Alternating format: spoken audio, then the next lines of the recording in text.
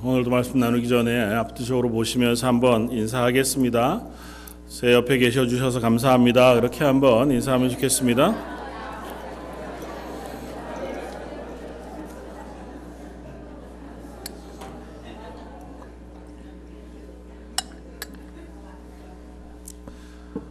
오늘 2018년 마지막 주일인데요.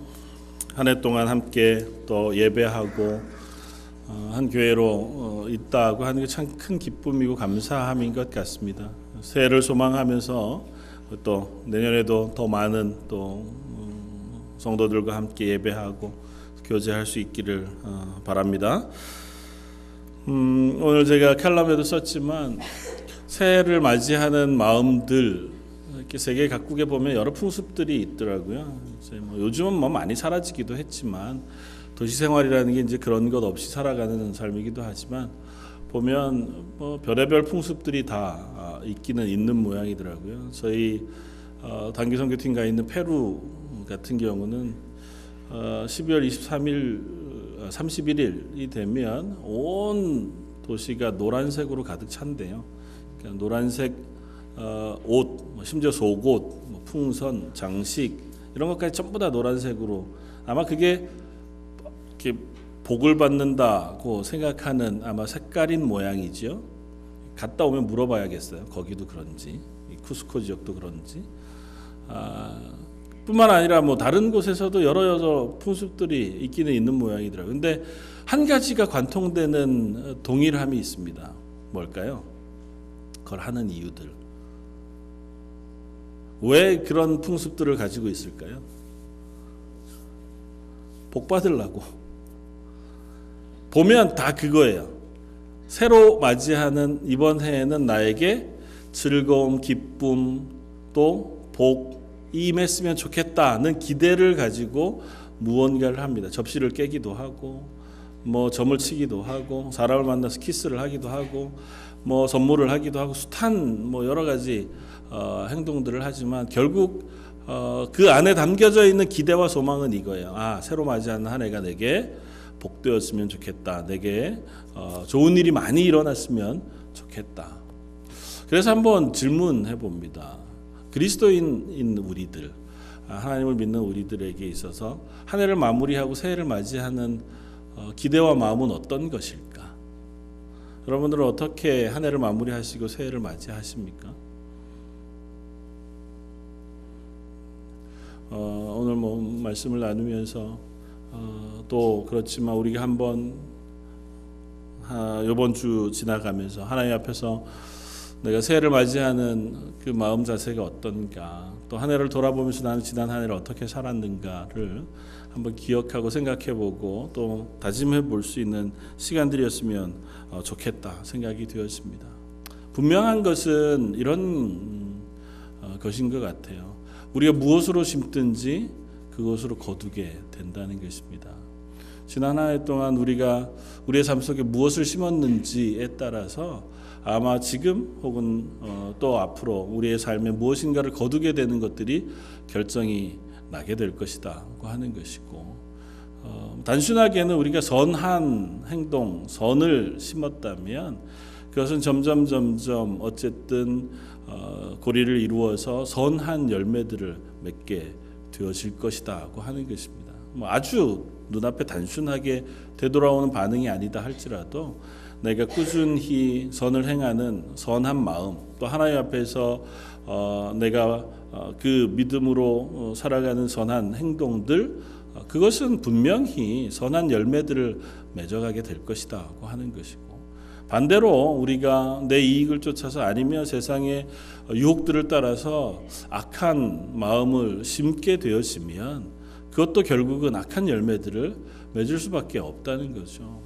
내가 누군가에게 조금 악하게 향한 행동들은 그게 결국은 또 다른 사람에게 그것이 악한 행동으로 전달되어지고 그것이 열매 맺어 갈 수도 있게 되어지고, 그것이 나중에 그 결과들을 맞이하게 될런지는 모르지만 필경은 그러한 열매들이 당연히 드러날 수밖에 없다고 생각이 되었습니다. 그것이 일반적인 사회의 삶의 방식인 것을 봅니다.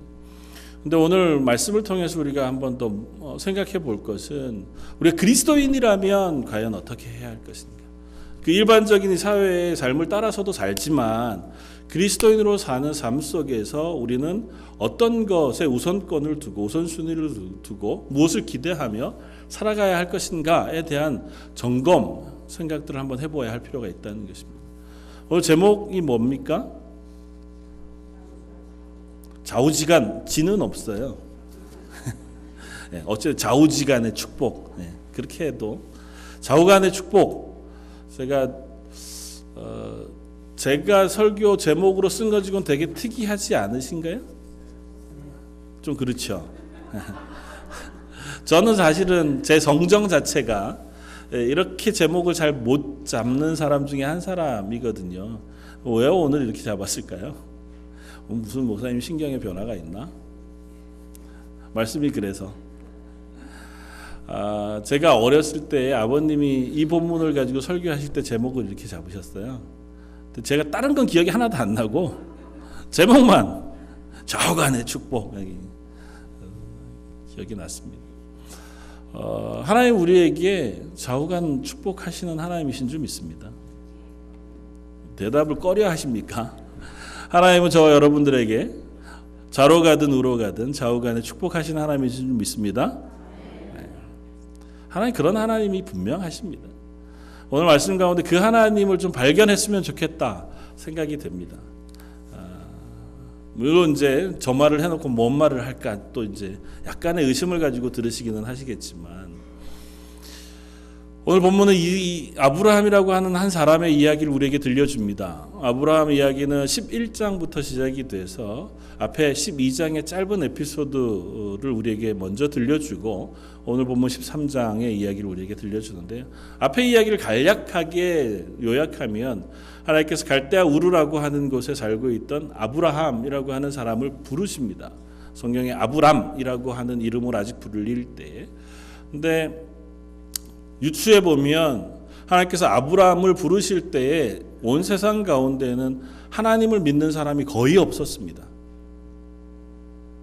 그러니까 하나님에게 예배하고 하나님이 누구신가를 알고 그 믿음 가운데 살아가는 사람이 거의 전무하던 시기 속에서 한 사람 아브라함을 부르세요. 물론 예외도 있긴 있었겠죠. 욥이라고 하는 사람이 아브라함과 거의 동시대 사람이라고 우리가 생각하니까 아마 중간중간 띄엄띄엄 하나님을 알고 신실하게 사는 사람이 전혀 없지는 않았겠으나 뭐 공동체를 이루어서 아니면 믿음의 본이 될 만한 그럴 만한 사람들이 거의 없는 시대에 그 중에 한 사람인 아브라함을 하나님께서 부르세요. 그리고 그에게 말씀하십니다. 내 본토 친척 아비 집을 떠나 내가 내게 지시할 땅으로 가라. 아브라함이 그 말을 듣습니다. 아브라함도 하나님이 명확히 어떤 분이신지를 몰랐을 거예요. 왜냐하면 아버지 데라가 내려오는 말씀에 따르면 그 갈대아 우르에 살 동안 그의 직업이 우상을 만들어 파는 사람이었다고 전해지니까 아브라함이 그곳에서 혼자 하나님을 잘 믿고 신실했다. 성경에 그런 힌트가 전혀 없습니다. 그냥 부르셨어요. 한 사람을. 그런데 아브라함이 응답했습니다. 하나님의 말씀을 듣고 알겠습니다. 그리고 떠났어요. 아버님을 모시고 조카 롯을 데리고 온 가족들이 갈대아 우르를 떠나서 그 문명의 제일 변방인 하란이라는 곳까지 갔습니다. 하란이라는 지역은 자기가 살던 땅 그 영향권의 제일 끝자락이고 하나님이 지시한 땅, 이 가나안 땅의 또 첫 초입의 끝자락인 땅이에요. 경계선. 거기까지 가서 거기에 정착해 살았습니다. 그리고 오늘 본문 앞에 11장 마지막에 보면 그곳에서 아버지 데라가 죽습니다. 그리고 죽자마자 하나님께서 12장 1절에 보면 아브라함을 다시 찾아오세요. 말씀하십니다. 뭐라고 말씀하시냐면 여호와께서 아브라함에게 이르시되 너는 너의 고향과 친척과 아비의 집을 떠나 내가 내게 보여줄 땅으로 가라. 다시 한 번 더 말씀하세요. 그리고 나서 아브라함에게 그 말씀을 하신 이후에 언약하시면서 복을 약속해 주세요. 내가 너로 큰 민족을 이루고 내게 복을 주어 내 이름을 창대하게 하리니 너는 복이 될지라. 아브라함에게 너 자체가 복이 될 것이다 하고 약속해 주세요. 근데 이 약속에는 우리가 잘 아는 것처럼 조건이 없습니다. 네가 어떻게 하면 내가 너에게 복을 주겠다가 아니라 그냥 하나님께서 찾아오셔서 어느 날 아브라함을 부르셨어요. 부르시고 내가 내게 지시할 땅으로 가라. 근데 안 갔어요. 떠나기는 했으나 언저리쯤에 서 있는 거죠. 그곳에서 있는 아브라함을 다시 찾아오셨습니다. 그곳에 얼마나 살았는지 모르지만 그 다시 찾아오셔서 다시 말씀합니다. 내가 내게 지시할 땅으로 가라. 그리고 나서 약속하세요. 내가 너로 복이 되게 하겠다. 다행히 아브라함이 그 말씀을 듣고 떠났습니다. 그가 떠난 기록이 12장 내도록 나오는데요. 어떻게 가냐면 하란이라는 것이 지형적으로 북쪽에 있습니다. 하란이라는 곳을 떠나서 내려와 처음 정착한 것이 세겜이라는 땅이에요. 세겜이라는 땅에 정착해서 그곳에서 하나님 앞에 제사합니다. 그리고 그곳에도 머물지 못하고 또 나그네로 내려와 다음에 거한 땅이 베델이라는 곳인데 베델과 아이라고 하는 성 사이에 그곳에서 정착을 해요. 그곳에 여호와의 이름을 불렀더라 그렇게 기록하고 그곳에서도 정착하지 못하고 또 남쪽으로 내려옵니다. 네게브라고 하는 지역 남쪽이라는 의미인데요. 더 남쪽으로 내려서 그곳에서 사는데 기근이 들었어요. 그러니까 더 여기 머물러서 어떻게 삶을 살아가기가 어렵습니다. 네게브라고 하는 지역은 지금도 가보면 완전 사막 지역이거든요. 그러니까 사람이 유목하는 사람이 살기엔 참 어려운 지역. 그곳에서 더 남쪽으로 내려간 데가 어디냐면 이집트, 애굽에 내려갑니다. 애굽에 내려갔는데 보니까 애굽은 좀 문명이 자기가 원래 살던 갈대아, 우르와 같이 문명이 발전되어 있는 땅. 그런데 아브라함이 이곳을 오는 동안도 그랬지만 그곳에 가서도 여전히 자기는 이방인이에요. 자기의 몸을 보호할 수 있는 방법이 없습니다. 그곳에 다스리는 임금이었던 바로가 자기의 아내를 탐냅니다.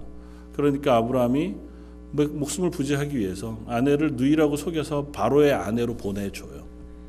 근데 하나님께서 그걸 들춰내십니다. 그곳에서 다시 어쩌면 쫓겨서 다시 올라와요.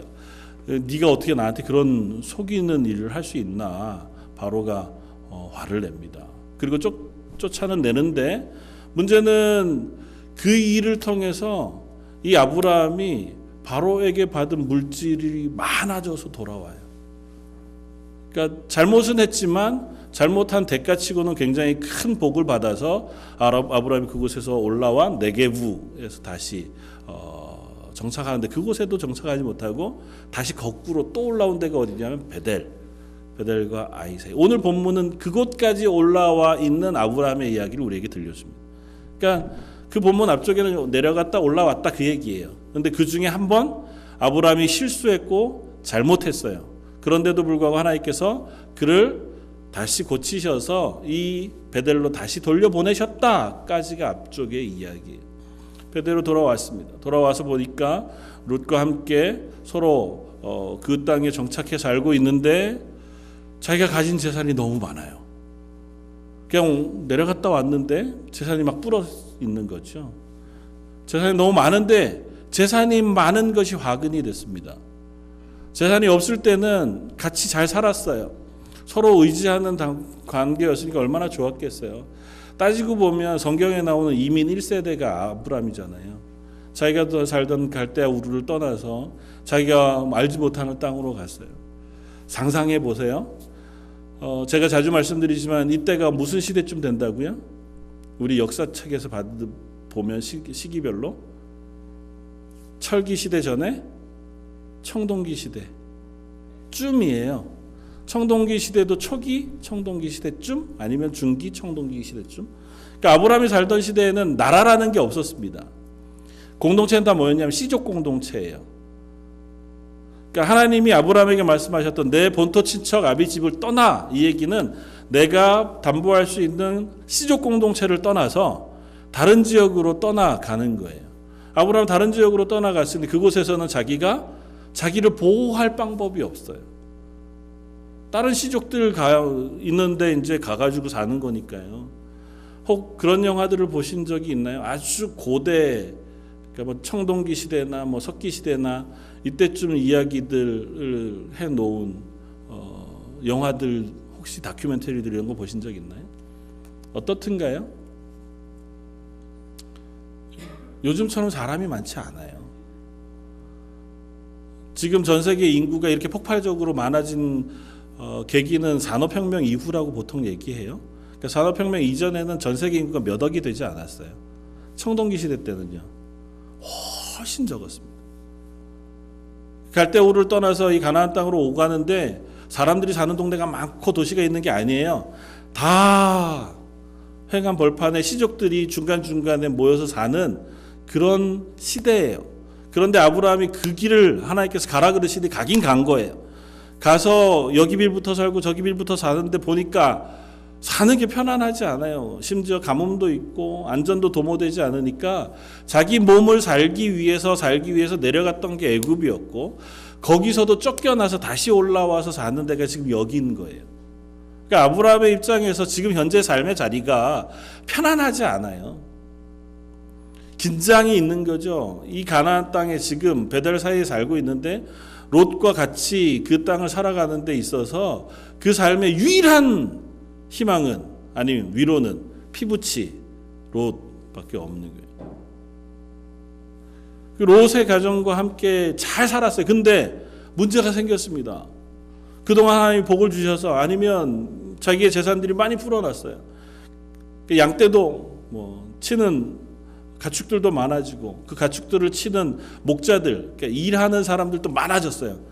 그런데 나하고 이 조카 삼촌간인 두 사람 사이는 괜찮았는데 일하는 사람들끼리는 안 괜찮았어요.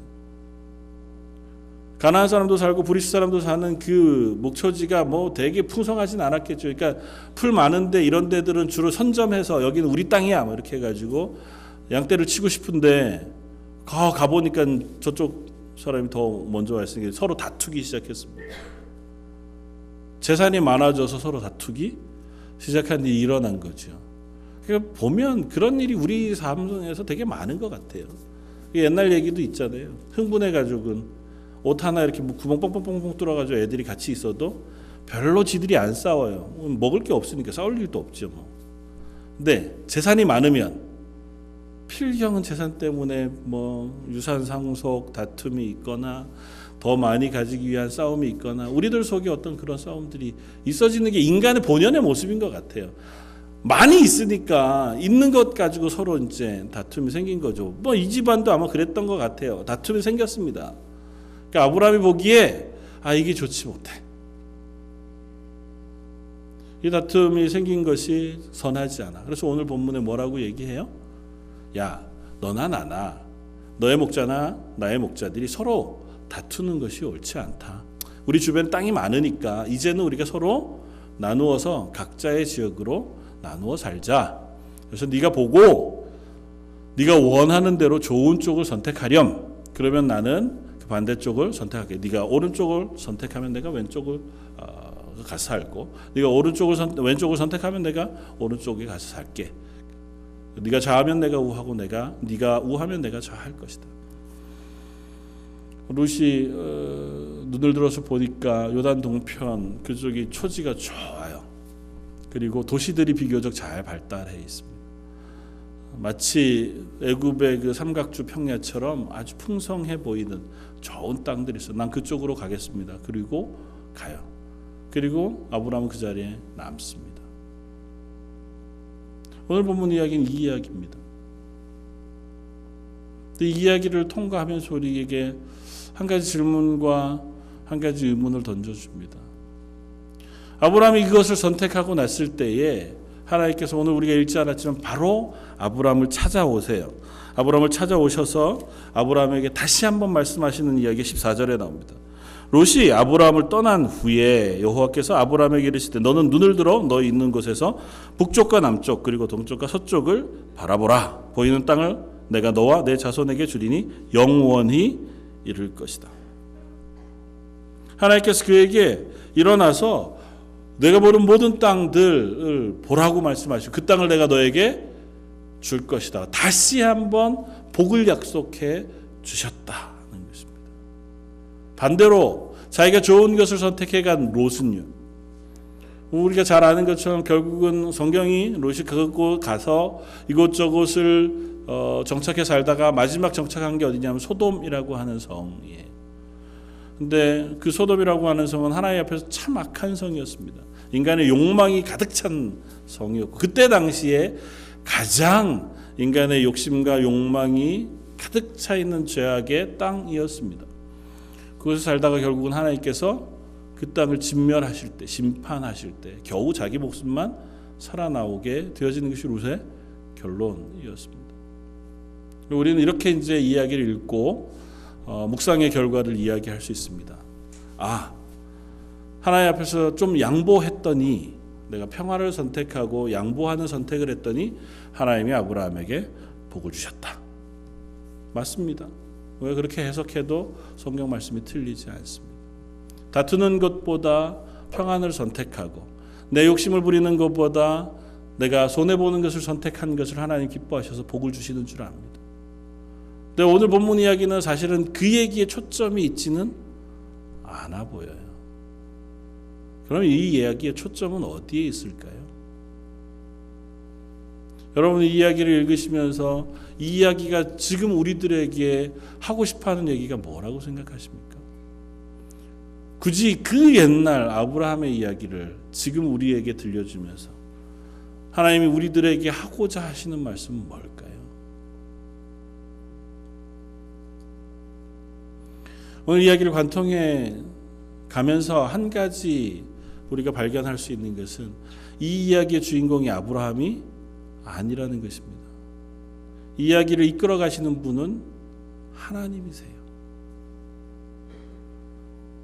아브라함을 택하셔서 갈대우르에서 떠나라 말씀하신 분도 하나님이세요.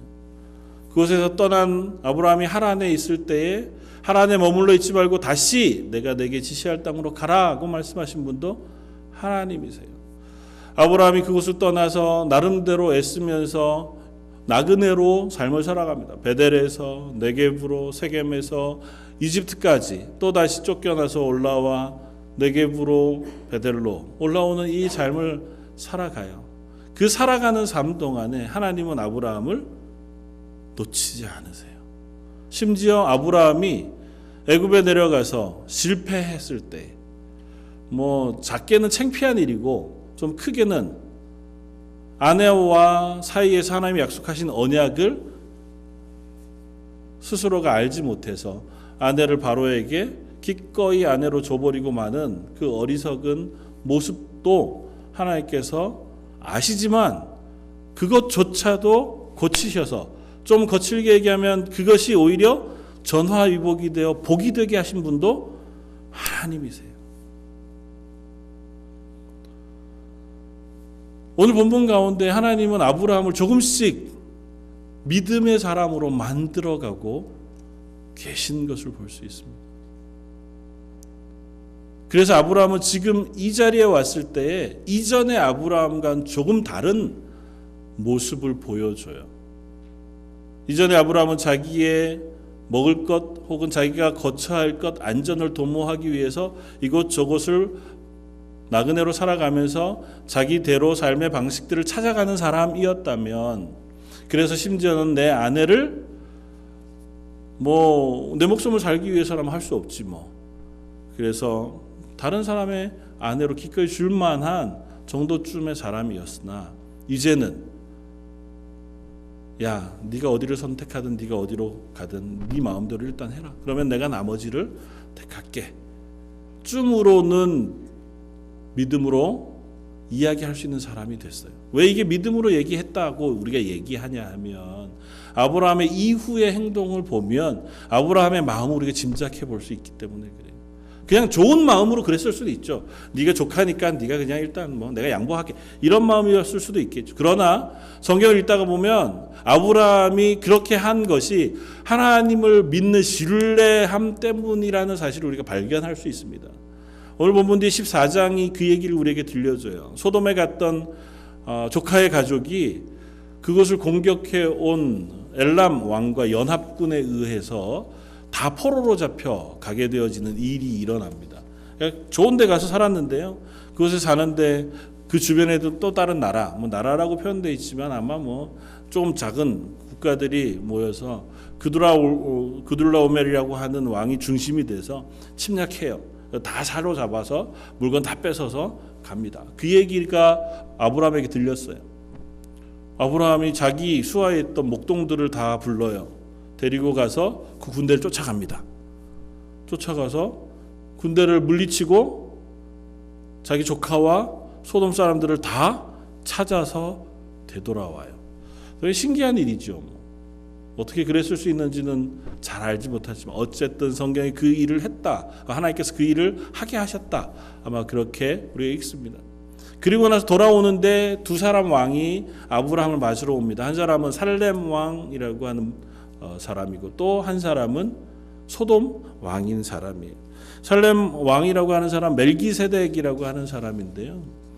그 사람이 승전에서 돌아온 아브라함을 맞이해 그에게 이렇게 축복합니다. 14장 18절 살렘 왕 멜기세덱이 떡과 포도주를 가지고 나왔으니 그는 지극히 높으신 하나님의 제사장이었다. 이렇게 소개하고 그가 아브라함에게 축복하여 이르되 천지의 주제이시여 지극히 높으신 하나님이 아브라함에게 복을 주옵소서. 너희 대적을 내 손에 붙이신 지극히 높으신 하나님을 찬송할지로다. 그렇게 고백하니까 아브라함이 그것에 아멘하고 그에게 얻은 것의 10분의 1을 예물로 드렸다. 성경이 그렇게 기록합니다. 그리고 뒤이어서 소돔 왕이 이 아브라함에게 이야기합니다. 소돔 왕은 자기가 빼앗겼던 사람이고 자기 사람들을 찾아왔잖아요. 자기가 빼앗겼던 물건들 다 찾아오고. 그러니까 소돔 왕이 아브라함에게 이르되 사람들은 다 내게 보내고 네가 가져온 물품들은 다 네가 전리품으로 가지라고 이렇게 얘기해요. 당연하죠. 그게 당시의 풍습이었기도 하고 그 당연한 그런 권리들이 있을 수 있습니다. 아브라함이 거기에 이렇게 대답해요. 14장 22절 아브라함이 소돔 왕에게 이르되 천지의 주제이시요 지극히 높으신 하나님 여호와께 내가 손을 들어 맹세하노니 내 말이 내가 아브라함으로 치부하게 하였다 할까 하여 내게 속한 것은 실 한 오락이나 들매끈 한 가닥도 내가 가지지 아니하리라. 뭐라고 얘기한다고요? 아니야, 난 사람도 물건도 다 필요 없어. 네가 다 가지고 가. 혹시라도 내가 그 물건 중에 일부를 내가 가진 것 때문에 네가 야 아브라함이 저렇게 부자 된 거 다 내 덕이야. 내가 그 사람한테 자기가 전리품으로 가져온 거 다 주라 그래가지고 부자 된 거야라고 하는 얘기를 내가 들을 수 없어서 그게 내가 자존심이 상해서 이런 게 아니에요. 그 원인은 딱 하나예요. 내게 복 주시는 분은 하나님이야.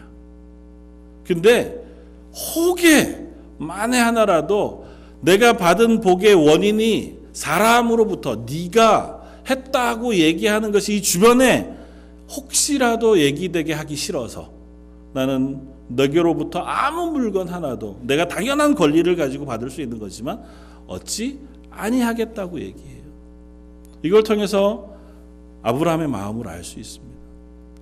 아브라함은 하나님이 내게 복 주시는 하나님이신 것을 이미 어느 정도 믿음으로 붙잡는 사람이 됐어요.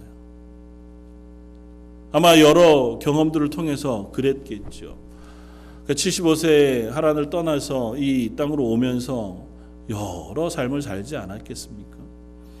어디 하나 몸 붙일 데 없고 위로받을 만한 사람 없는 데서 겨우 룻 하나와 그 삶을 살아가는 동안 아마 그는 지속적으로 자기를 위해서 무엇인가를 선택하고 무엇인가 초점을 두고 살아가는 사람이었을 겁니다. 그러나 하나님은 그로 하여금 자꾸 경험하게 하셨어요. 아니다, 내가 너를 불러냈잖니. 그러니까 내가 너 삶을 내가 책임져 줄게. 하나님이 아브라함에게 거듭 말씀하시는 때가 그 말씀마다 동일하게 반복되어지는 게 있어요. 내가 너가 복이 되게 하겠다. 조건을 걸지 않으세요. 네가 이렇게 하면 내가 너에게 복을 주마 말씀하시지 않고 불러내셨던 처음부터 계속 반복해서 하나님이 찾아오셔서 아브라함에게 동일하게 약속하시는 게 있습니다. 내가 너가 복이 되게 하겠다. 복의 근원이 되게 하겠다. 내가 이 땅을 차지할 수 있도록 해주겠다. 너의 자손이 풍요롭게 해주겠다. 아브라함은 그것이 하나님의 약속이었고 그 약속이 하나님께서 계속 자기에게 실현시켜 주시는 것인 것을 확인하는 시간들을 거쳐왔어요. 그랬기 때문에 이제는 아브라함이 믿음으로 그렇게 얘기할 수 있는 겁니다. 야, 너 오른쪽으로 가면 그쪽 가. 나 왼쪽에 있을게. 내가 오른쪽을 가든 왼쪽을 가든 그게 별로 중요하지 않아. 하나님이 나와 함께 계시고 나에게 복 주시겠다고 약속하셨으니 내가 오른쪽으로 가든 왼쪽으로 가든 하나님이 내게 복을 주실 것을 나는 믿어 의심치 않아.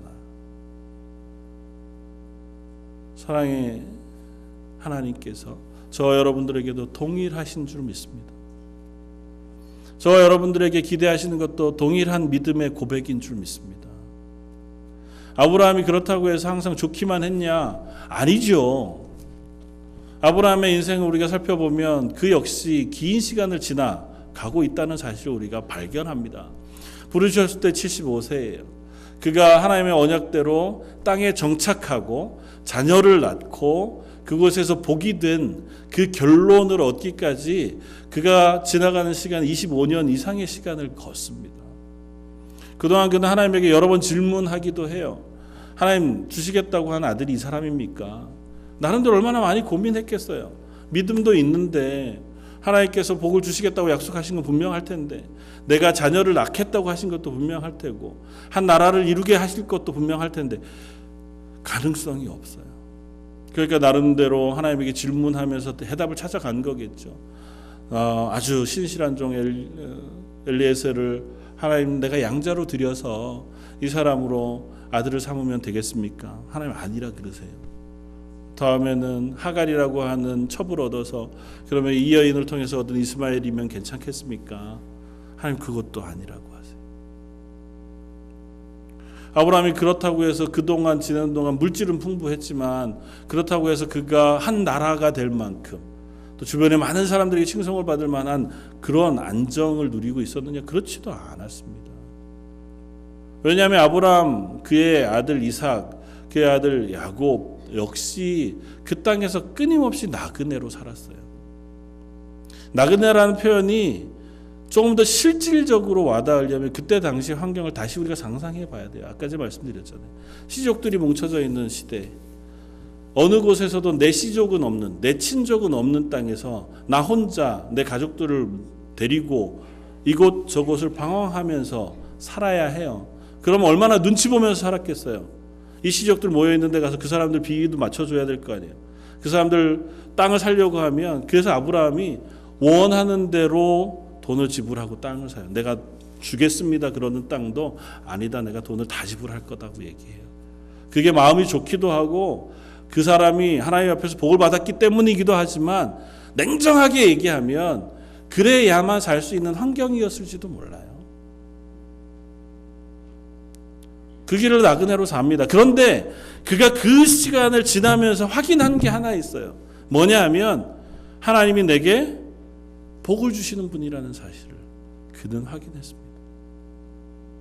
심지어 그 하나님이 내게 주시는 복은 내가 하나님 앞에 신실할 때만 주시는 복도 아니라는 사실을 그는 알았어요. 내가 실패할 때에도 내가 실수할 때에도 하나님이 나를 향하여 신실하신 것은 변하지 않으세요. 다만 우리가 하나님 앞에 신실하지 않을 때 내 욕심을 따라서 실패할 때에 물론 그런 때도 있죠. 그리고 그런 때는 때로는 우리가 생각하기에 하나님이 나를 벌 주시나 싶은 때도 있겠죠. 근데 기억하십시오. 하나님 우리를 향하여 늘 신실하십니다. 하나님 우리를 향하여 벌 주시는 때가 많지 않아요. 하나님 우리를 징계하실 때는 사랑하시기 때문에 하시는 징계지 우리가 잘못 선택해서 야 너 글로 가면 그래서 혼내시는 경우는 혹은 징계하시는 경우는 많지 않습니다. 야고보 사도가 그렇게 얘기해요. 야 나는 하나님께 시험받았다 그렇게 얘기하지 말라고요. 하나님은 사람을 악으로 시험하지 않으세요. 둘 중에 하나 선택하게 해놓고 나쁜 거 선택했으니까 넌 잘못된 거 선택했으니 혼나. 하나님 그러시지 않는다고요. 하나님 우리에게 항상 신실하세요. 우리가 실수하더라도 실패하더라도 범죄하더라도 하나님 우리를 향하신 선택 하나님의 신실하심은 변하지 않으세요. 그럼 질문해야죠. 그러면 왜 우리는 잘못 살면 이렇게 어려운 일을 겪습니까? 왜일까요? 내가 잘못 선택한 결과예요. 하나님이 내버려 두시는 거예요. 일단은 대부분 우리가 징계받는다 혹은 잘못 어려움을 겪는다, 고통 가운데 있다고 생각할 때 아주 일부분 우리가 이해할 수 없는 그런 것들이 없지 않죠. 그러나 꽤 많은 부분은 잘 점검해 보면 우리가 죄를 심었거나 악을 심었거나 욕심을 심었기 때문에 그것에 대한 결과가 우리를 괴롭히고 있는 경우가 많아요. 그 하나님이 나를 징계하셨다고 얘기하면 안 돼요. 그러나 그때에도 잊지 마셔야 될 것은 내가 그것 때문에 당하는 고난과 어려움 속에 있다 할지라도 하나님은 여전히 우리를 향해서 신실하시다고요. 그럼 우리는 이 말씀을 통해서 뭘 확인할 수 있을까요? 그 신실하신 하나님 앞에 믿음으로 살아가는 삶, 그것이 무엇일까를 고민해 봐야 합니다. 아브라함은 그 믿음으로 사는 삶을 배워갔습니다. 롯과 이 땅을 나누는 문제에 있어서도 아브라함은 믿음으로 그 선택을 할 수 있었어요. 내가 양보하면 하나님 복 주시겠지. 아니요, 아브라함은 그 생각이 아니에요. 아브라함은 내가 어디로 가도 하나님이 나와 함께 하시다면 괜찮다. 그것이 아브라함의 마음이었어요. 그래서 오늘 본문 13장, 14장에 계속 반복해서 나오는 말씀이 하나 있습니다. 아브라함이 도착하는 장소마다 제단을 쌓고 여호와의 이름을 불렀더라. 도착하는 장소마다 하나님 앞에 제사했다고 하는 사실을 계속 반복해서 우리에게 들려줘요. 아브라함은 하나님을 기억했어요. 하나님의 약속을 기억했습니다. 하나님이 복 주시겠다고 언약하신 그 언약을 기억하는 삶을 살았어요. 그랬기 때문에 실수할 때도 있고 실패할 때도 있었지만 그렇다고 그가 하나님을 의지하는 믿음을 놓치지는 않을 수 있었어요. 아니, 하나님이 그로 하여금 그 믿음의 자리에 갈 수 있도록 계속해서 등을 떠미셔서 믿음의 사람으로 만들어 가고 계시는 거예요. 그래서 아브라함 우리가 뭐라고 불러요? 믿음의 조상. 그럼 이렇게 질문해 봅니다. 아브라함의 이야기를 왜 우리에게 들려주실까요? 성경 가운데 아브라함이라는 사람의 이야기를 왜 기록해서 저와 여러분들이 이 말씀을 듣고 읽고 하도록 하게 하실까요? 아브라함이라는 사람이 있었으니까 그 사람 이야기를 써주는 거겠죠. 그럴까요? 세상에 아브라함 같은 사람이 아브라함만 있었을까요? 잘 모르겠습니다. 성경이 우리에게 주시는 것은 단 하나의 이유입니다. 읽는 우리로 하여금 하나님을 알게 하시기 위함. 아브라함이라는 사람, 세상에 다 하나님 알지 못하던 그때 한 사람을 선택하신 분도 하나님이세요. 그리고 이 아브라함을 믿음으로 살아가도록 계속해서 등을 떠미시고 그와 그의 삶에 신실하셨던 하나님도 하나님 한 분이세요. 그리고 이 이야기를 우리에게 들려주시는 분도 동일하신 하나님이세요. 그 이유는 한 가지입니다. 저와 여러분들이 아브라함과 같이 믿음으로 살아가는 사람을 만드시고 싶으셔서예요. 그래서 아브라함을 믿음의 조상이라고 불러요. 우리를 믿음으로 구원 얻는 모든 사람들의 조상인 아브라함을 따르는 사람들이라고 표현해요. 다시 말하면 저와 여러분들도 믿음으로 살아가도록 하나님께서 부르신 사람들이에요. 적극적으로 감사함으로 표현하자면 아브라함에게 주셨던 복이 저와 여러분들에게 주신 복과 동일합니다. 아브라함에게 약속하셨던 그 하나님의 복이 저와 여러분들에게 부으신 하나님의 복이신 줄 믿습니다. 하나님 저와 여러분들을 세상 가운데 복으로 부르신 줄 믿습니다.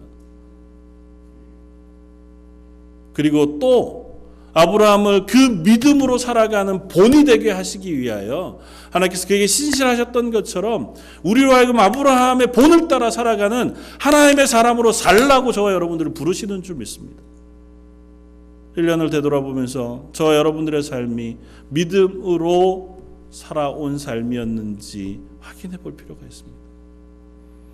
내가 삶을 선택하고 결정할 때, 내 무엇인가를 정할 때에 그 선택과 무엇인가 결정하는 것에 믿음의 결정, 그것이 우선순위의 제일 중심에 있었는가를 물어보아야 합니다.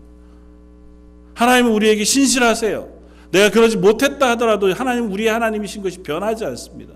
그러나 하나님은 그 자리에서 믿음으로 복이 되는 자리로 우리를 세우시기를 원하세요. 아브라함이 이렇게 했기 때문에 하나님이 아브라함을 통해서 그 세상 가운데 증명해내신 것이 있습니다. 하나님이 아브라함에게 신실하셔서 아브라함으로 하여금 복이 되게 하신 것을 세상이 알게 하셨어요. 아브라함은 가는 곳마다 하나님의 복을 누렸습니다. 이때 당시에 가장 필요한 것이 우물이었잖아요. 아브라함 가는 곳마다 우물을 팠고 우물을 판 곳에서 물을 얻었습니다. 심지어 얻은 물들을 그곳에 사는 이방인들이 메워버리고 쫓아보내며 또 다른 곳에 가서 그곳에 우물을 파는 모습들, 그 속에서도 하나님께서 또 물을 주시고 복을 주셨어요. 그것이 아브라함에게, 이삭에게, 야곱에게 반복되어져 부어진 하나님의 언약과 신실하심에서 그 신실함을 통해서 하나님 우리에게도 그 자리로 부르고 계신 거예요. 너 어떻게 할래? 야, 믿음으로 살아라. 그리고 그 믿음으로 사는 삶이 복이 된다는 증거를 이 땅 가운데 증명하며 살도록 저 여러분들을 부르신 줄 믿습니다.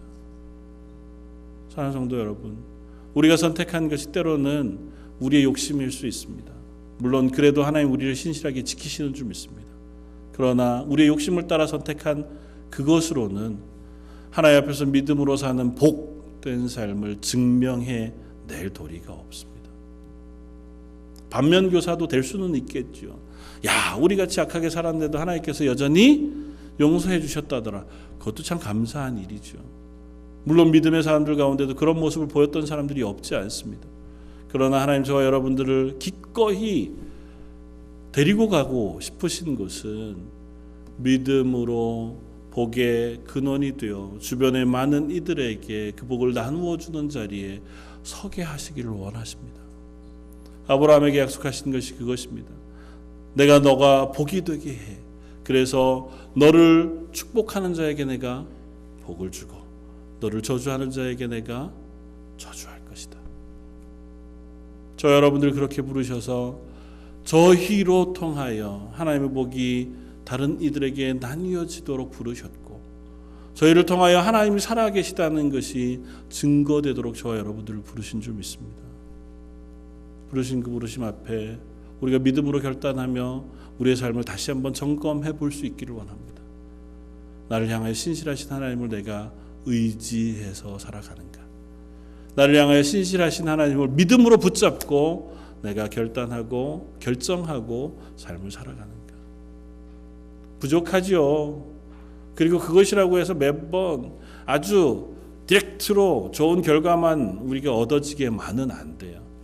그래서 차라리 하나님 앞에서는 우리가 좀 수월한 길을 하나님 말씀해 주셨으면 좋겠어요. 너 이렇게 하면 복 받고 이렇게 하면 안 돼. 구분해 주시면 내가 항상 복 받는 길을 선택하지 못한다 할지라도 내가 이해하기가 편해. 아우 단순하고 얼마나 좋아요.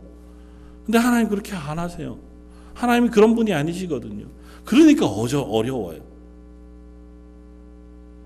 하나님 우리에게 뭐라고 말씀하세요? 네가 어디로 가든지 내가 너에게 신실할 거야.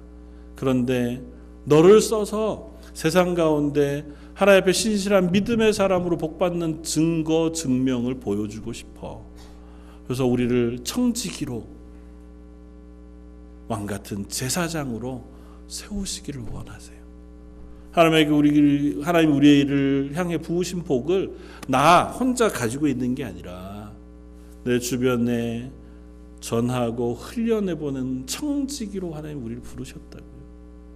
물질도 시간도 우리의 건강도 우리가 가진 그 무엇도 하나님께서 우리에게 가두어 두기를 원하지 않으세요. 우리가 아무리 애써서 그걸 가두어 두어도요, 우리가 그거 다 내 것으로 살 수 없습니다. 사랑하는 성도 여러분, 우리가 한 해를 마무리하면서 또 새해를 소망하면서 한 점검하면 좋겠습니다. 내가 좌로 가든 우로 가든 복 주시겠다고 약속하신 하나님, 제 삶을 통해서 그 복을 확인하고 또 다른 사람들에게 증거하고 증명해내는 삶 살게 해주십시오. 그걸 선택할 수 있는 믿음을 허락해 주십시오. 우리가 믿음으로 그 길을 선택할 때 하나님 그 길의 열매를 반드시 저 여러분들을 통해서 맺게 해 주실 줄 믿습니다. 한번 같이 기도하시겠습니다. 하나님, 저희들은 아브라함 같지 않은 사람인 것을 고백합니다. 아브라함처럼 믿음으로 담대하게 그 길을 걷기도 쉽지 않고 당장 우리 눈앞에 있는 문제들 앞에서 믿음으로 무엇인가를 선택해내고 선을 행하며 살아가는 것도 쉽지 않습니다. 그러나 저희를 아브라함을 따라 믿음으로 구원 얻는 하나님의 교회라 불러주셨사오니 하나님, 저희들의 삶이 하나님이 주시는 복을 세상 가운데 흘려내보내는 복의 통로들 되게 하여 주옵소서. 그러기 위하여 저희가 먼저 좋은 것을 선택하고 또 선한 것을 심으며 믿음으로 그 자리에 설 수 있는 하나님의 사람들 되게 해주시고 우리의 삶의 순간순간 통해서 신실하신 하나님이 우리에게 주시는 복을 누리고 증명해내고 또한 전하며 고백할 수 있는 하나님의 사람들 되게 하여 주옵소서. 지난 한 해 하나님의 은혜 가운데 있었음을 감사합니다. 새로운 한 해를 소망하면서 함께 예배하는 모든 성도들 가운데 은혜 부어주시기를 사모하옵고 오늘 말씀 예수님 이름으로 기도드립니다. 아멘. 찬송가 384장을 함께 찬양하시겠습니다.